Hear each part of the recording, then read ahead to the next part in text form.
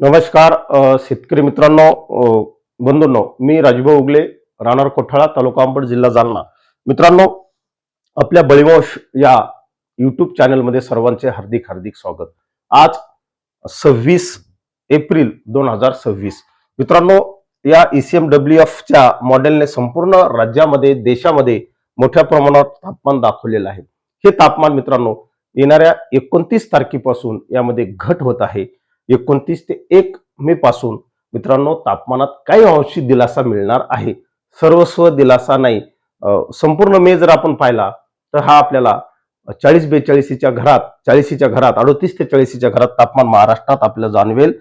सध्या तरी 15-16 मे पर्यंत राज्यात तापमानापासून सुटका नाही, परंतु काही अंशी जी सध्या उष्णतेची लाट आहे या लाटेपासून आपल्याला सुटका मिळू शकते. त्यानंतर मित्रांनो, या उष्णतेमुळे दक्षिण पश्चिम मान्सून कधी येईल त्या संदर्भातली माहिती सुद्धा आपण पाहणार आहोत.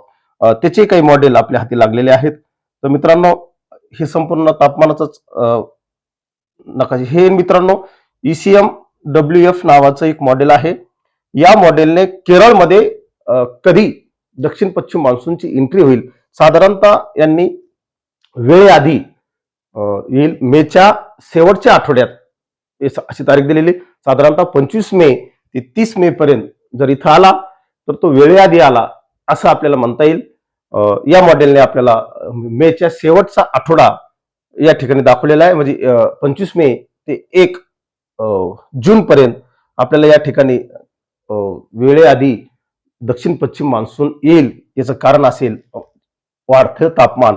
त्यामुळे या ठिकाणी हवा खेचली जाईल. जमिनीवर मोठ्या प्रमाणात हवेची पोकळी तयार होते आणि मग ती पोकळी भरून काढण्यासाठी समुद्रावरील हवा मित्रांनो, ज्याला आपण बाष्पयुक्त, आर्द्रतायुक्त हवा, वारे हे भूभागाकडे वाहू लागतात आणि हे वारे दक्षिण पश्चिम मान्सून खेचून आणण्यासाठी कारणीभूत ठरतात. या मॉडेलनुसार आहे. परंतु मित्रांनो, आज 26 एप्रिलला CFS-V2 या मॉडेलने मित्रांनो केरळमध्ये तो त्याच्या सर्वसामान्य वेळेला येणार आहे असं सांगितलेलं आहे. लक्षात घ्या, दोन मॉडेलमध्ये तफावत आहे. त्याने 1 जून या मॉडेलने 1 जून ते 6 जून पर्यंत तो केरळमध्ये दाखल होऊ शकतो असं सांगितलेलं आहे. केरळमध्ये होऊ शकतो, कर्नाटकमध्ये होऊ शकतो, महाराष्ट्राचा जो दक्षिण भाग आहे ज्याला तळ कोकण म्हणू, तळ कोकणात सुद्धा होऊ शकतो. संपूर्ण कोस्टल लाईन केरळची त्याने 1 जून ते 6 जून या कालखंडात व्यापेल असं या मॉडेलनुसार सांगितलेलं आहे. या सर्व गोष्टीवर आपण सातत्याने बारकाईने लक्ष ठेवू, कारण दक्षिण पश्चिम मान्सून निघणे, त्याचा प्रवास करत असताना त्याला अनेक अडथळ्यांच्या शर्यती पार कराव्या लागतात. या दरम्यान मित्रांनो, बंगालच्या उपसागरामध्ये लो प्रेशर तयार होते की काय, अरबी समुद्रात लो प्रेशर तयार होते की काय, तर अरबी समुद्रात मित्रांनो लो प्रेशर तयार होण्याची दाट शक्यता आहे. कारण अरबी समुद्र यावर्षी बंगालच्या उपसागरापेक्षा निश्चित उष्ण राहणार आहे. त्यामुळे या ठिकाणी लो प्रेशर तयार होऊन तो किती मान्सूनला खेचून आणण्यामध्ये हे लो प्रेशर किंवा चक्रीवादळ कारणीभूत ठरतं का मान्सून पळून घेऊन जाण्यामध्ये कारणीभूत ठरतं, हे सातत्याने आपल्याला त्या त्या परिस्थितीमध्ये पाहावे लागेल.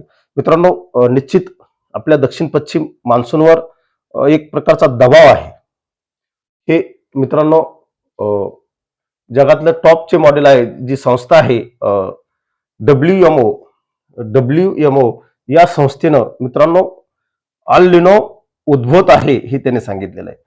आणि इथं मे, जून, जुलै या ठिकाणी त्यांनी महत्वाचे जे भाग आहेत त्यामध्ये भारत, इंडोनेशिया आणि कॅरिबियन या भागामध्ये मित्रांनो जवळपास 40% पेक्षा पावसात तूट दाखवलेली. लक्षात घ्या, कमी पाऊस दाखवलेला आहे.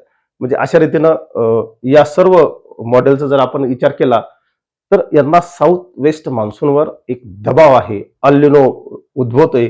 याच सुमारास आपला आयोडी सुद्धा पॉझिटिव्ह होते. या सर्व गोष्टी पाहणे मित्रांनो हे हवामानाच्या दृष्टीने अतिशय महत्वाचं आहे आणि शेतकऱ्यांच्या दृष्टीने सुद्धा तेवढंच महत्वाचं आहे. म्हणून सातत्याने या संदर्भातले अपडेट आपण पाहत जाऊ, एवढंच या निमित्ताने सांगतो.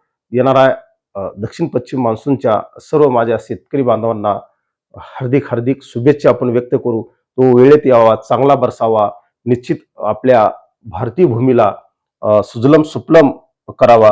शेकडो हजारो वर्षापासून त्याची ही परंपरा आहे.